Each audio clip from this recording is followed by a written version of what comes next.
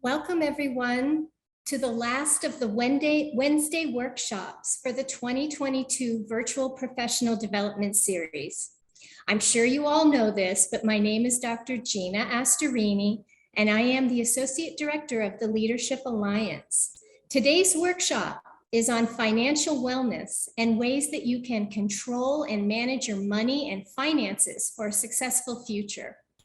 Today, I welcome two financial advisors from the Voyage Group of Wells Fargo Advisors.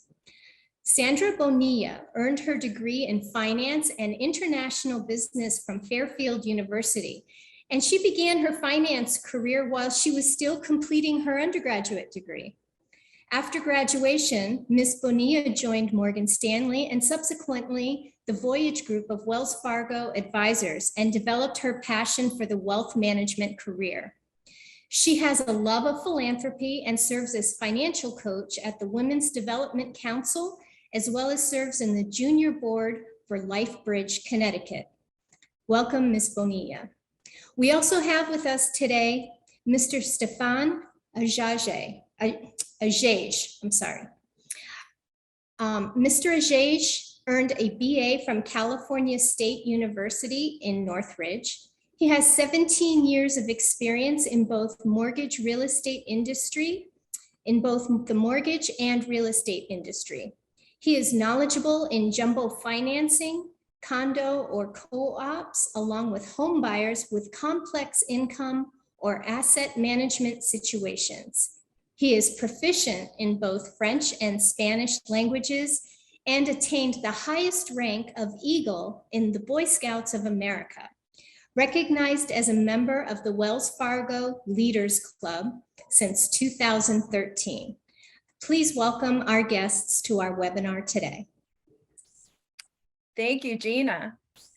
And thank you all for joining us today in what is the last webinar of the Leadership Alliance. We thank you, and we know it's the end of the day, so we appreciate you coming on to hear a bit more about how you can protect your money today so it can grow for the future. In the next hour that we'll be together, you will hear from myself and my partner, Stefan Ajaj, and we're going to be covering a few topics. We're going to start off by covering, is it time to be taking money out of the market or be putting money in the market? Should we be making any changes to our portfolios or anything that we currently have? So we'll talk about those viewpoints. And then we'll also talk about milestones. Where should you be? How much should you be saving? What your options are for saving. So we'll focus on the importance of budgeting, the ways that you can prepare for retirement as you begin to plan here the next steps of your career. So we'll discuss a few options that you may have access to in the future to help you get set up for that future retirement. Then we'll take a quick break and we'll stretch and we'll jump right back in with my partner, Stefan, who is our private mortgage banker. And he will go over some tips, some information for you to know ahead of time as you prepare yourself to be future homeowners. So we'll then be able to have some time there at the end for questions. And for anyone looking for some additional time to maybe cover some personal situations, reach out to Dr. Astorini and we'll get that coordinated. And with that, we'll go ahead and get started. So today, as we're going to talk about the markets and why to invest, here go, next slide, please.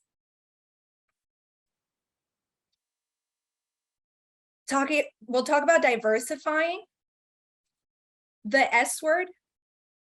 We'll also talk about the road to retirement, and we'll provide some checklists and resources that we'll have available for you if you have any questions. Next slide. So one of the biggest questions we have today, and where we're going to start, is inflation. You know, a hot topic. It's in the headlines, it's on the news, it's on Twitter, you know, wherever you're looking, inflation is top of line, not only for investors, but for people. And what is inflation? Inflation is a loss of purchasing power of your dollar, right? So it doesn't have to be a dollar, could be euros, could be anything else. But here in the States, it's a loss of purchasing power of your dollar. A great example of that is, you know, as you go to the grocery store, the pump, you see that, you know, gas is much more expensive than it was just a few months ago. And you see the food prices are more expensive than a year ago. That is the cost of goods going up while the value of your dollar remains the same. So for those basic needs in life, rent, mortgages, food, energy, those prices have moved up, and you're seeing the dollar hold steady in value. So now the dollar doesn't get you as much. That's really what this graph here is describing. So my father-in-law always talks about growing up in Brooklyn. When he was a kid, he would get a slice of pizza and a Coke for $0.25. And as some of you may know, $0.25 doesn't get you much in Brooklyn these days. So that's an example of how much more things cost now. This graph here is showing from back to the early 1920s. You know, the dollar in respect to a dollar. The dollar here at the beginning is actually worth a bit more in this example. But then you see it has a steady decline to the point where we are today. And just last week, CPI numbers came in. CPI came in at 9.1%. So now we are at 9.1% inflation. We don't really believe that we're going to stay there for a long time, but that just shows you how quickly inflation has moved here. So this is why you invest. When you look at what's happening here, on the long term, stocks have been a great way to outpace inflation. Bonds have been a great way to keep pace with inflation to some degree, although bonds just had their worst year in about 150 years here. And cash is always behind inflation. So keeping your money under a mattress or hidden somewhere, you're generally losing money on a general basis year in, year out. The long-term average of inflation is about 2.5 to 3%. We've had very low inflation, or really next to no inflation, the last 12 to 14 years, which is why you haven't seen this be a big impact. But now we're starting to see it become very impactful. Next. So when you look at that, what does it mean? You know, what is your confidence in the long term of your financial life for retirement? Because not only are we going to be fighting inflation while we're working, but particularly when you move to retirement age. So when you move to quote unquote retirement age and you are no longer working, you're relying on your portfolio, right? Your savings to create that income. The mass majority of that income is coming from your personal savings. Some portion will come from Social Security. Some of you may feel a certain way about that. Maybe pensions, if you get to work for employers, they are still offering those, but a combination of those will determine your retirement income. When people are considering those, in this survey here, we see that the survey of how confident people are that they're going to meet their financial retirement needs in an ongoing basis throughout their lifetime. So you can see in this graph here, the first question, will you have enough money for retirement? 43% very confident. Now, not really a great percentage that we would like to see here. Next question, would you have enough money to take care of medical expenses? Here, less than a third. Do you have money to last your lifetime? Less than a third. And I think that question is one of our biggest concerns for most. You know, thinking about that previous graph that we just covered, we know prices keep going up. Therefore, your portfolio needs to continue to grow throughout your lifetime to keep up with cost. And so that second question about medical costs are going up on average about 7% on an annual basis, when general inflation is 0. So we know that those costs are going to continue to increase over the long term. And finally, are you doing a good job to prepare financially for retirement? And that is what we're going to talk about today. So you can see that just about a third of people feel very confident, and we want everybody to feel confident. Now, we know that that's not always possible, but here's your opportunity today to learn a little bit more about how to get in a better position and what your options are to do so. Next. So no matter where you are, if you're in your 20s, as most of you may be, or in your 30s, hitting your stride, or in your 40s and 50s, giving it all you've got. This is a general timeline on how your pace towards retirement is recommended to look. The key is getting started. Next.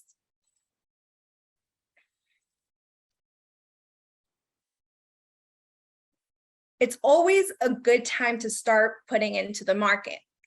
And that's what I want to show you here with this chart. So I know it's a bit small here, but time in the market, not timing the market.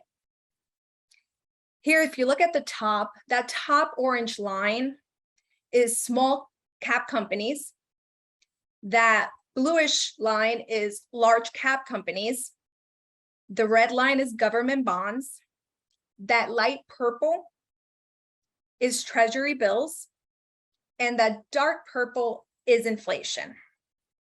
So in this example, as you can see, inflation is steadily going up to the right.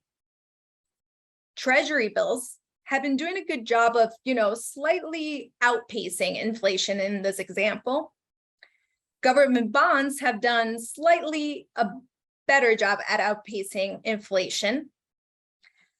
But when we really look to see what is outpacing inflation and what has gotten you the greatest return,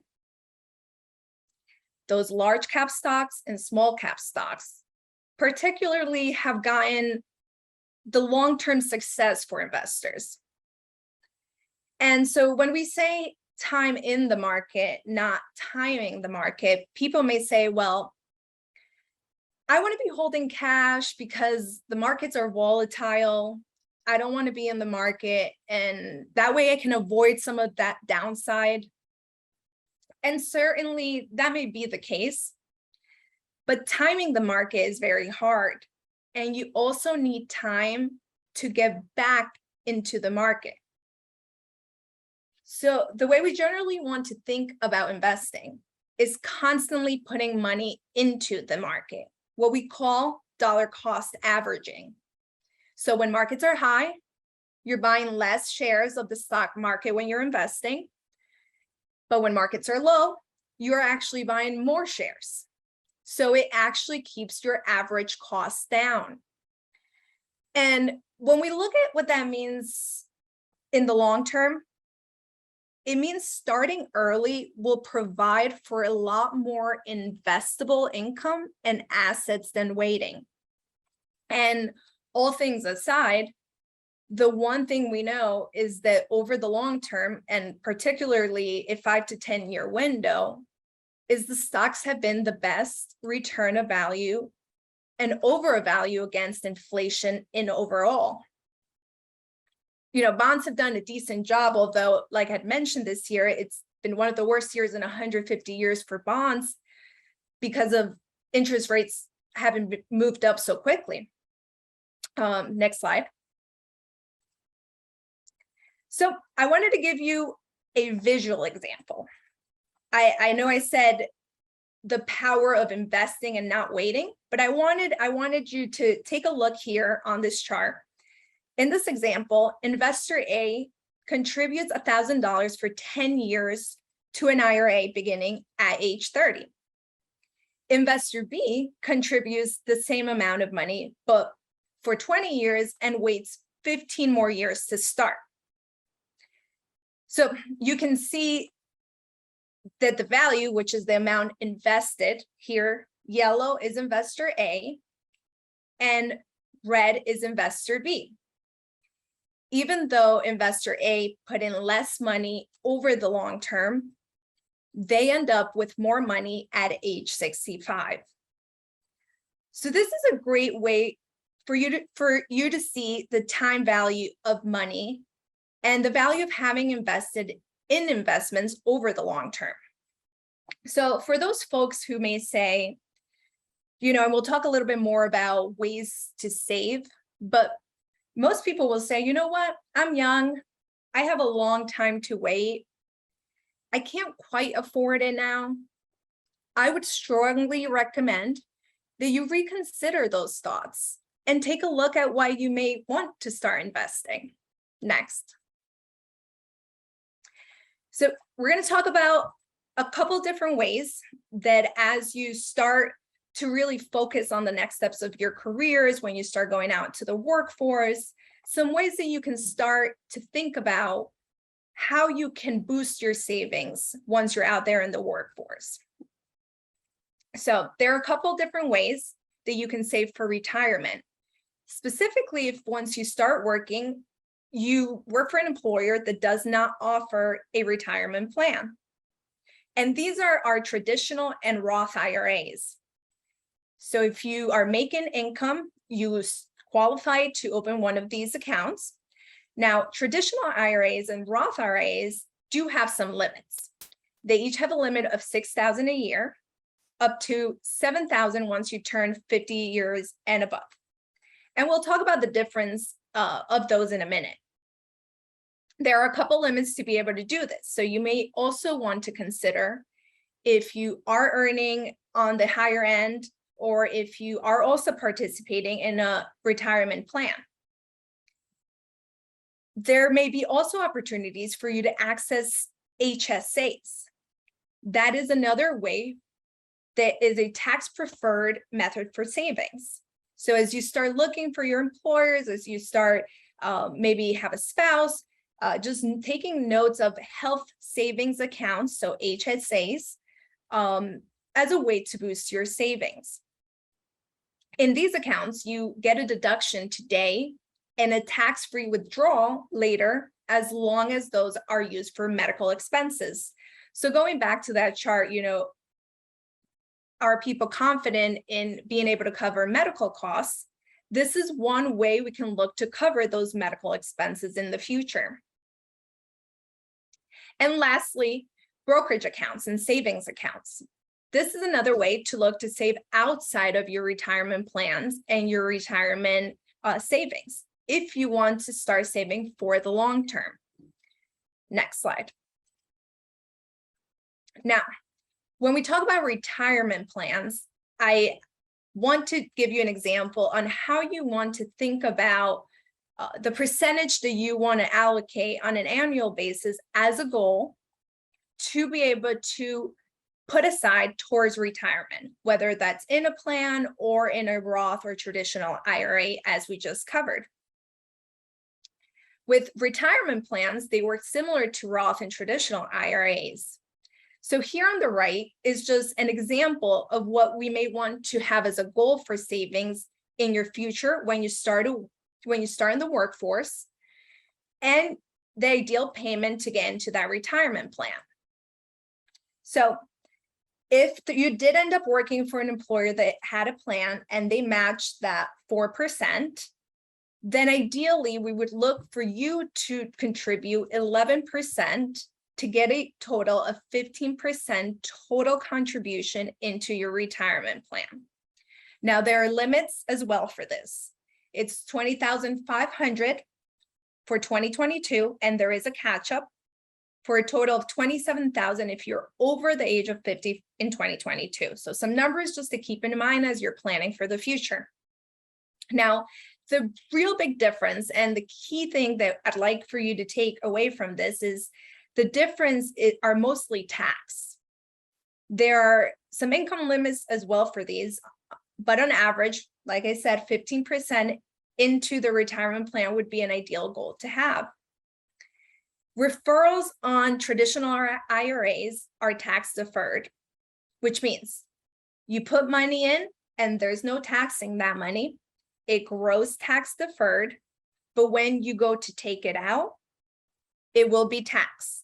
So for example, let's say you need $100,000 once you have out of your traditional IRA, which you've been saving, you would need to pull out 130, let's call it $130,000, because 30 will be used for taxes for federal, state, and local, and 100 will be used for your expenses.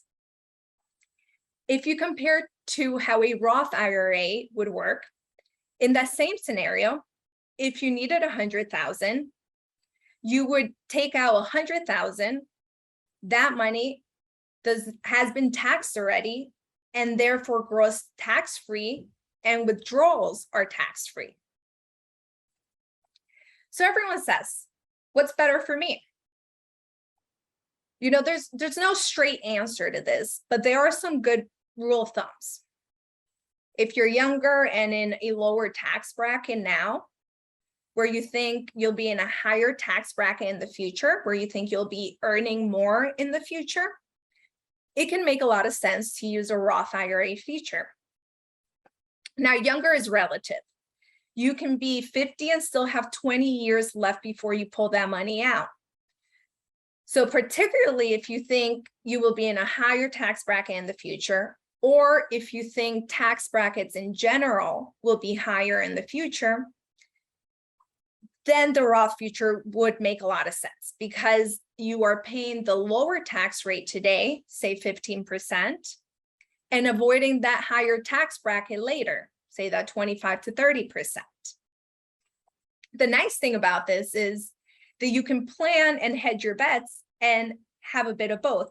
There is nothing set in stone that prevents you from contributing, aside keeping in mind those annual limits that will be for both traditional and Roth.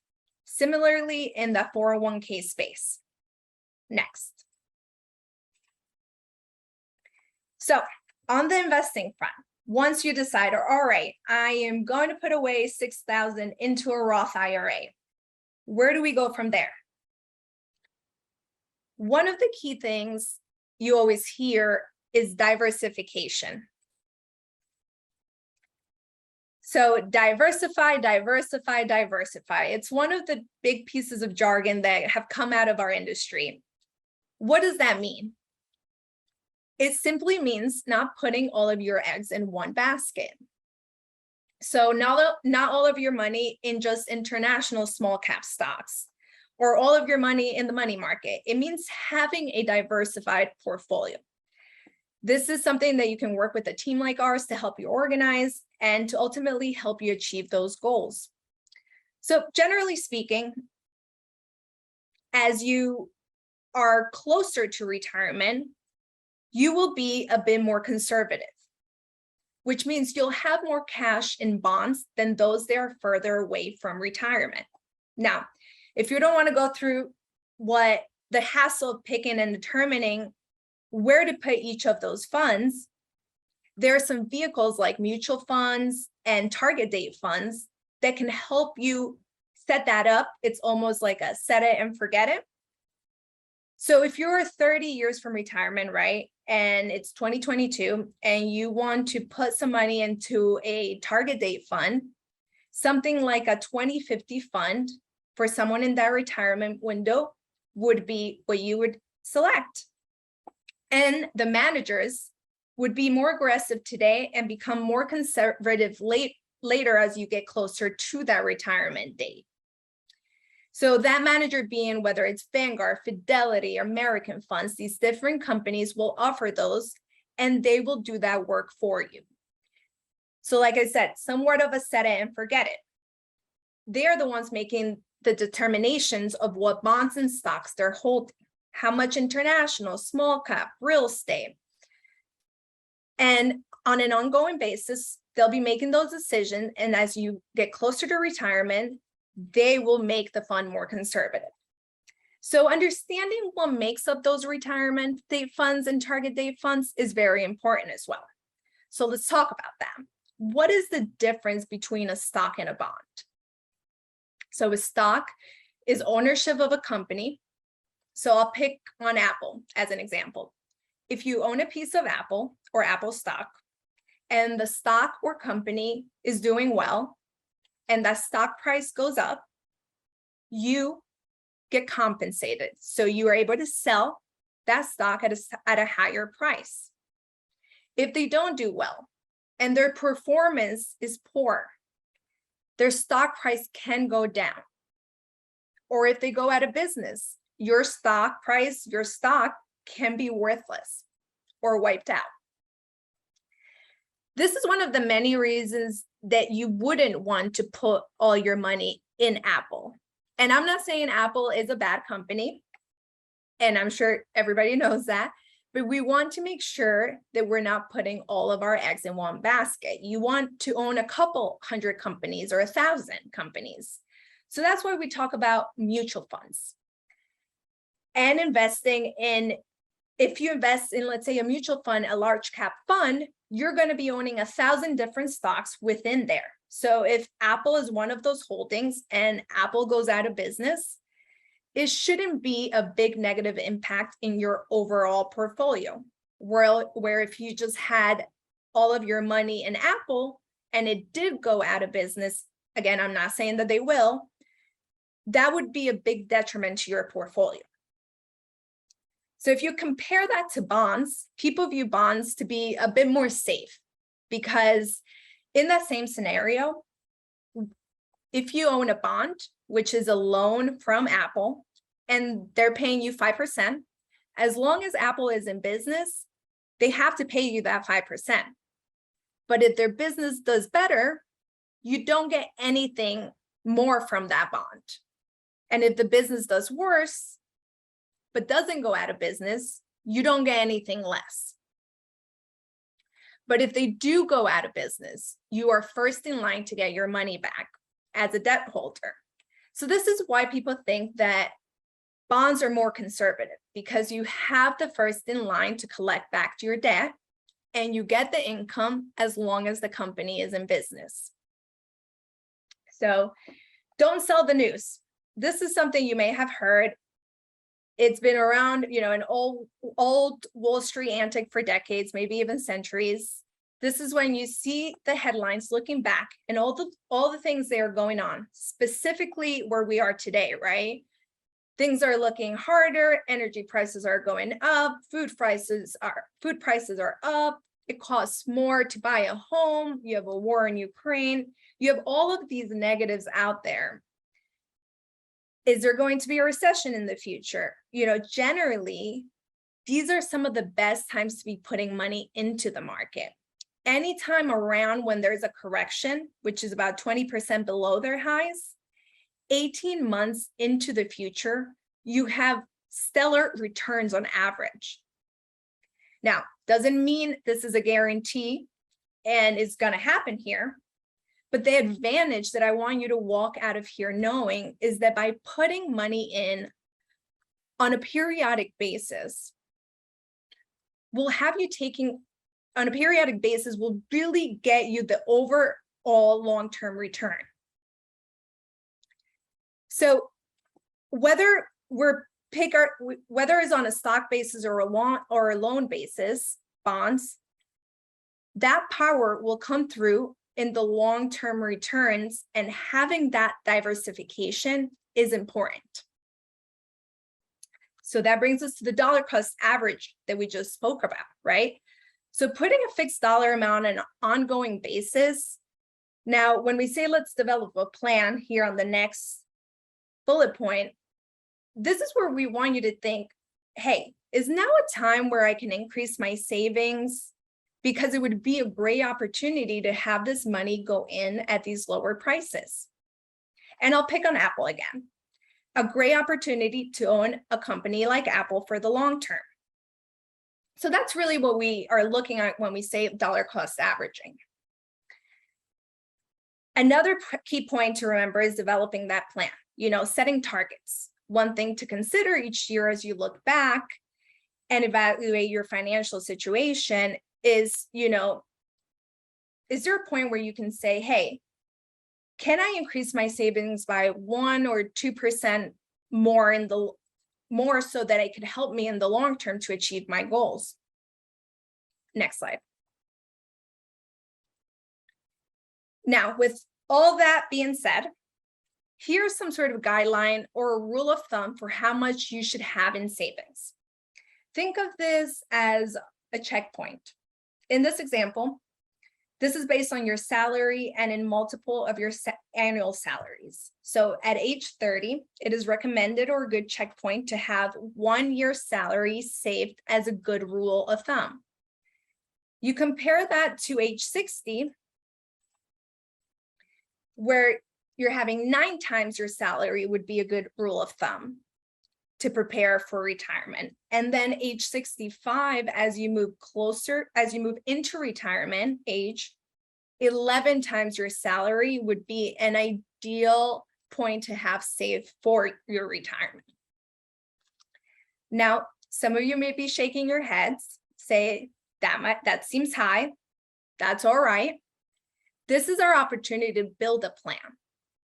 Think about what you're doing and your ability to save, and we'll talk a bit more about budgeting here to help you plan that next.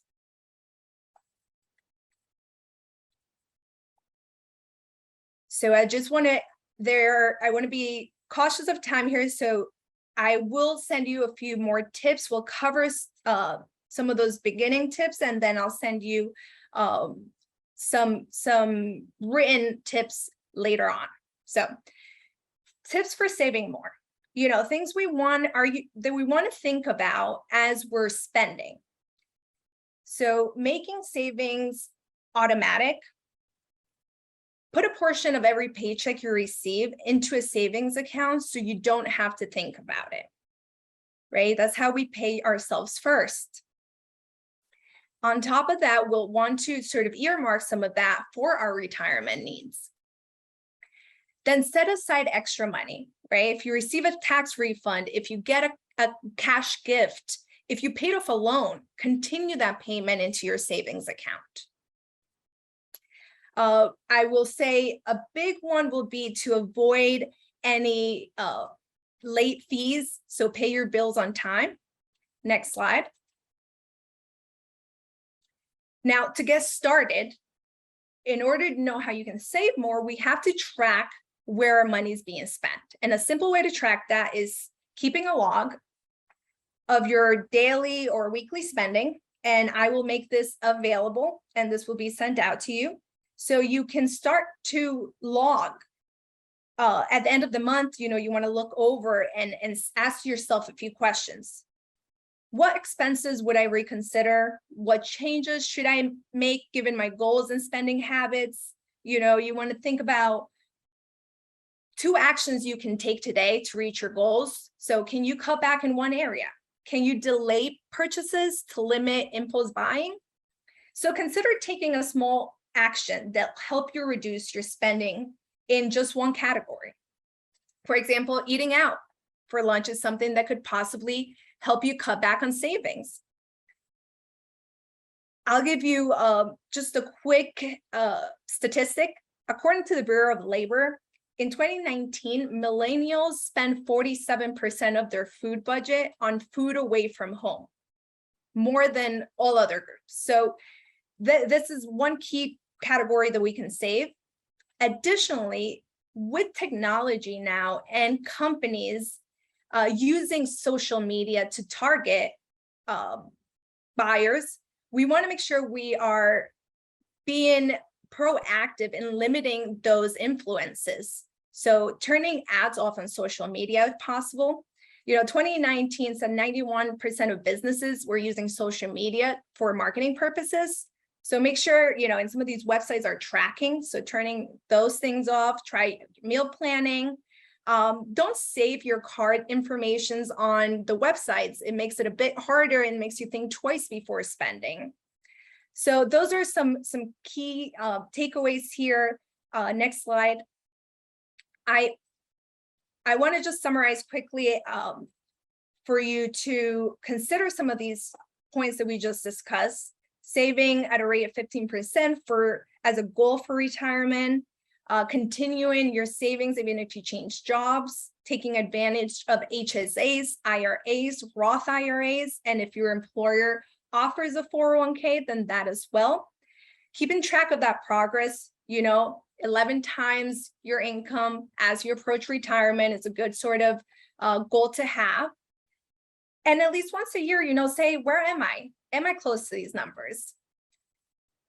When you're over the age of 50, start taking advantage of those catch-ups, and we can talk about creating that plan for you. So feel free to reach out if you have any questions. Next slide. Next slide. And I want to leave you with just some books and that some people have been interested in over time. These are here for you. If anybody would like to access the budget sheet, like I said, that will be made available to you. And there are some books here that could be a good start for you. Next slide. Here's my contact information. Feel free to reach out via phone or email and let me know if you have any additional questions. With that, I will say, let's go ahead and stretch and get excited to think about the future path towards home ownership. And I'll leave it off with my partner, Stefan, now. Sandra, thank you so much. Great information from Sandra. I wish I had that information when I was in university. I'm many years from university, but great information. Let's go to the next slide. So my goal today is to give you information to help you become a homeowner in the future. What I do is I'm a loan officer. I help individuals get money to buy homes. I happen to be licensed in all 50 states. My job is based in New York City, so most of my business is in and around New York City, but I do loans for everyone nationwide. And it's interesting that Sandra had the book, Rich Dad, Poor Dad on her list there of recommendations. That's one of my favorite financial literacy books as well. I got into this business originally because I read that book, and there was one line that caught my attention, which was that real estate is a great vehicle for wealth. So think about that when Sandra talked about diversification in your investments, and that's a reason to talk to somebody like Sandra who can help you put a plan together. Say, does it make sense for me to buy? Does it make sense for me to invest? She can help you with that. But you have my information here. My favorite part of my job is actually educating people on what it takes to become a homeowner. And so you've got my contact information there. Feel free to reach out. Like Sandra, I'm available for questions. Next. Here we go. So mortgage myths. I always think it's interesting. A lot of people think it's so hard to buy a home. And so I wanted just to start off there and share what are the things that people think get in the way of buying a home. Next. Next again. So what do you think the minimum credit score is? Now, most people think you have to have perfect credit to qualify to get a mortgage. That's not the case, actually. Let's look at the next bullet. It's actually 620 is the minimum FICO score for a conforming loan. So when I say conforming, I mean like Fannie Mae and Freddie Mac, who are these government-sponsored entities that help provide liquidity for lending here in the United States. Next bullet. What's the maximum debt to income ratio? Meaning, like, how much do I have to make in relationship to that future housing expense to qualify? Most people think, hey, I don't make enough money. Next, you can actually, if you look at that next bullet, you can actually make your payments could be as high as 50% of your monthly housing expense, your monthly income rather, your your housing expense can be as high as 50% of your monthly income. Now, I don't recommend that because that's really high to spend 50% of your income on your housing expense, but it is possible. And in some cases, co-signers are acceptable as well to help you qualify for a mortgage. Next bullet. Now, what's the minimum down, right? This is a big one. A lot of people think you need a lot of money. When I ask this question, most people think you have to put 20% down. Not the case. And let's look at that next bullet. You can see you can put as little, this is with conforming loans specifically, you can put as little as 5% down in high dollar areas in high value counties like, I'm in New York City. So New York City, Southern California, Northern California, and nationwide, you can put as little as 3% down. So really it doesn't require that traditional 20% down like most people think. Next slide. Oh, and look at that. We got another bullet. There's not even a next slide, but it's gifts from family are also acceptable. So this is if you had to write down, take notes, this is the slide. This is just going to be a quick overview of what are the 4 things that you need to become a homeowner, to qualify for a mortgage to become a homeowner. So these are the 4 pieces of the puzzle, and we can just hit all 4 of those bullets out there. So you've got credit, right? You got to have, if you're going to borrow hundreds of potentially millions of dollars, you got to have a good history of paying back debt. You need to have the capacity, right? You need to have the income to support your monthly expenses. You need to have the cash for things like down payment, closing costs. And of course, interest rates may seem high now when you hear about it in the news versus where they were last year, but actually, historically speaking, we're still in a fairly low interest rate environment. How are we able to get such low interest rates? It's because these are secured loans they're secured by collateral or houses in this case. Let's go to the next slide. All right, so let's talk about credit. And again, these are some tips, again, that I wish I knew about when I was in university. So let's go to that next bullet. The ideal when it comes to getting a mortgage is you want to build up some credit and have at least 3 trade lines. Now, trade lines are any extension of credit, right? It could be a credit card, it could be a student loan, a car loan, anything like that. A mortgage also helps, obviously. So the trick too is that you want to be the owner of those accounts. Like right now, I was lucky. I'm sure some of you are as well. My parents added me to their credit cards, right? When I was in university, I was added as an authorized user. That helps your credit score, but you're not the one that's actually responsible for paying that bill. So it's when I talk about getting a minimum of 3 trade lines, I mean, you go out and you actually apply and get 3, accounts, like potentially 3 credit cards or 1 student loan, where you're the one responsible for paying that debt. That's going to help build your credit. Next bullet there. I mentioned this before, minimum credit score is 620 for conforming loans. Next bullet. Here's one of my favorite tips. Now, some of you maybe are living with roommates, and I've seen thousands of credit reports. And the one thing I've seen that's a big mistake is people pay everything on time. And then they had roommates and they trusted their roommate and they left the cable bill, the internet bill in their name, and they moved out and they trusted their roommate to pay that bill. Well, guess what happens? A lot of times they don't, and they end up getting a collection because the last bill doesn't get paid in full, and it pulls your credit score rather down. So that's one of my quick tips. Next page there. So let's talk about credit real quick. So there's 5 components of your credit score. Let's go to the first bullet. One is your payment history. This should be clear, right? You need to pay on time, right? This shows that you're a good risk. Someone who has a good track record of paying on time is a good risk when it comes to getting lending, right? This credit score is all about statistics, right? When you have a credit score, it indicates how likely how a lender who's going to give you a loan or a line of credit or a credit card, how likely you're going to pay that debt back. So paying obviously is key. And you want to avoid any sort of collections as well. So if you get a bill in the mail and you don't recognize it, don't just throw it out. Investigate that. Make sure you get to the bottom of it, right? Is my insurance company going to pay for that doctor bill, or am I responsible for a co-payment? Don't just throw it in the trash. You want to be proactive with these types of things. Next bullet.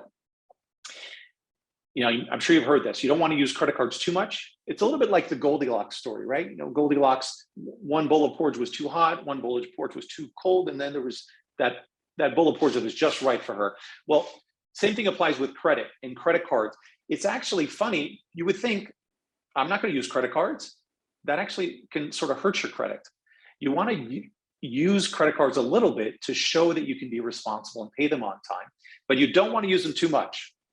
And so this what says amount owed on revolving credit is 30% of your credit score. And I think this is the most misunderstood part of how your credit score is calculated. Now, everybody thinks, hey, I pay my credit cards off in full, or you should try to pay your credit cards off in full to avoid paying interest, but which you should do. And I recommend you do that.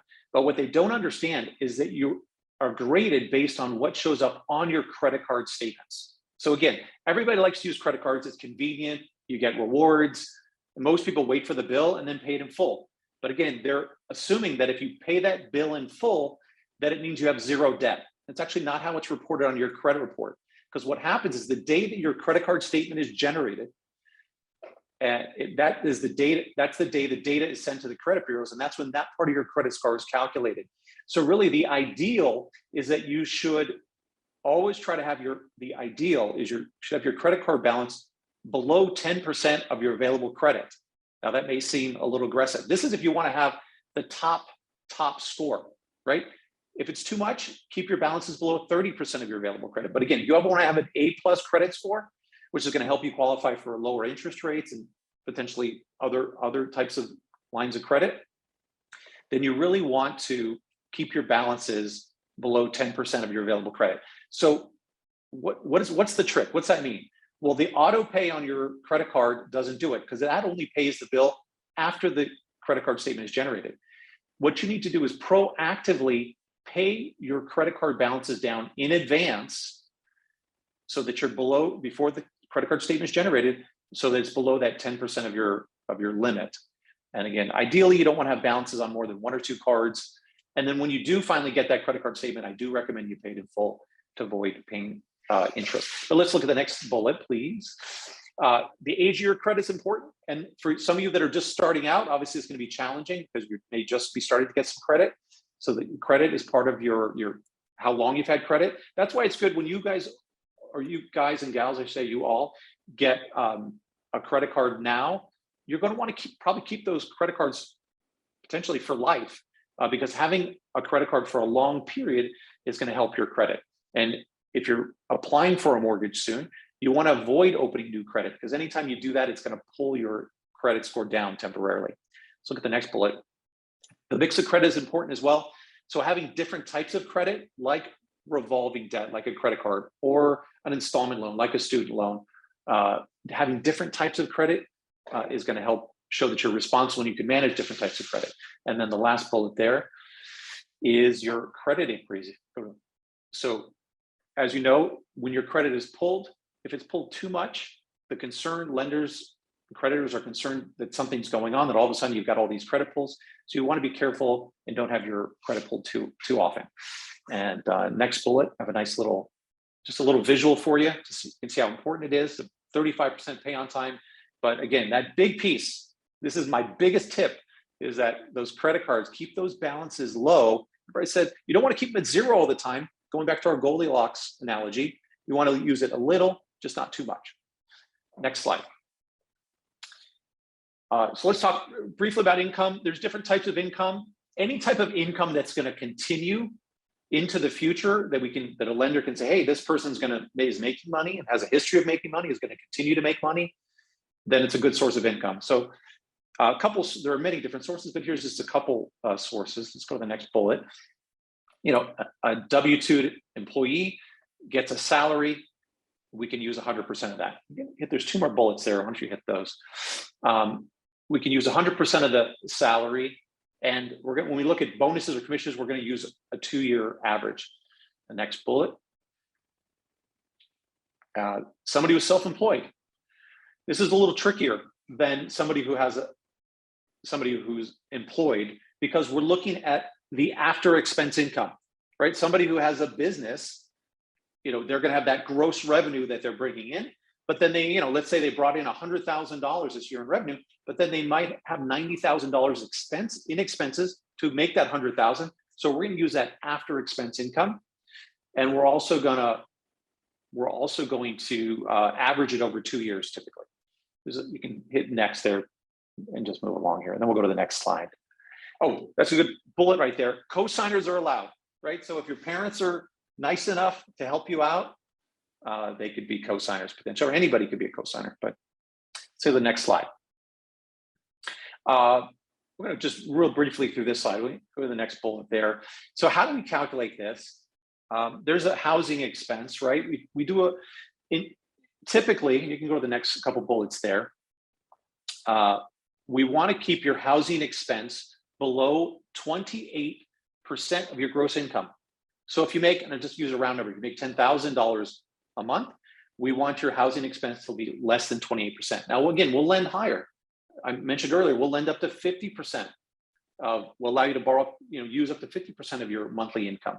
But ideally, when you're thinking about budgeting and being responsible, you really should keep your housing expense below 28% of your monthly gross income, right? Next bullet there. And then we're also going to look at, I think there's a couple more bullets there. We're also going to look at your total expenses, right? So we take the housing expense plus, are you making, car payments? Do you have student car loans? Do you have minimum, credit card debt? Do you have any other mandatory payments per month? We're going to include that in your overall ratio. And ideally, hit the next bullet there. We want to keep that all, like your housing expense plus all these payments below 30%, so 36% of your gross income. So if you're making $10,000 a month, $3,600 would be the max. Let's go to the next slide. Oh, one more time. Next slide. There we go. You can go to the next slide. Thanks. So why do you need cash? What do you need cash for when you're going to buy a house? Well, three things, right? And you can hit those three bullets. Down payment, closing costs. And if you're going to get a jumbo loan, like bigger loans that are bigger than the conforming loan limit, you're going to want to have reserves. The next bullet. A reserve is 1 month of your housing expense, which is your mortgage payment, your taxes, your insurance, potentially if you're like in a condo, your homeowners association dues. Now, where can that money come from? Hit the next bullet or next few bullets there for me. Money can come from personal savings. You hit three bullets there. Personal savings, gifts from immediate family members, and it can be proceeds from the sale of another asset. So if you're selling a car, you can use that. Maybe you were one of the lucky ones and have some Bitcoin in there in your wallet. That could be sold and used. So all acceptable sources of cash for closing. Let's jump ahead. So how do you save? Now, Sandra handled most of this, but obviously the key here is having a budget, paying yourself first, spending less, saving more. I think you guys got this already. Let's jump to the next slide. This is just the fourth bullet I talked about. If you're going to get a loan, you need, remember, quick review, you got to have good credit, you got to have income, you got to have assets. But if you want to get a loan for hundreds of thousands of dollars, well, you need collateral. And so we're going to analyze that collateral and make sure that it's acceptable. So typically, we're going to do an appraisal, go in and do a basic inspection, not a full inspection, basic inspection to make sure the property is in good working order and to verify the value, because that is the collateral for the loan. Now, I happen to be based, most of my business is co-ops and condos. So we also, when we look at somebody who's buying an apartment, well, we also want to know that the financials, the financial health of the building is good, because banks only like to lend in buildings that are financially strong. If a building is poorly managed, it could mean that it could affect the future value of your apartment. So that's one reason. Those are just some red flags, but we're not going to worry about that for now. Hit the next slide. Here's this example of some types of loans that are available. Fixed rates, if you're going to borrow money for the long term. Adjustable rate mortgage are better for short term. FHA loans are great if you're buying multifamilies homes and you want to put a small down payment, small percentage down. You can do as little as 3.5%. VA loans are really for our veterans. And if any of you are veterans, thank you for your service. VA loans allow financing up to 100% of the purchase price. You can do no money down as one of the benefits of being a veteran. Different loans, we talked about conforming loans, and then jumbo loans are just loans that are typically bigger than conforming. Let's hit the next slide. And I think that's it. We'll hit the next slide. Do we have another slide? There we go. This is all the good stuff. Sandra, you can jump back in. Do you have any more final comments?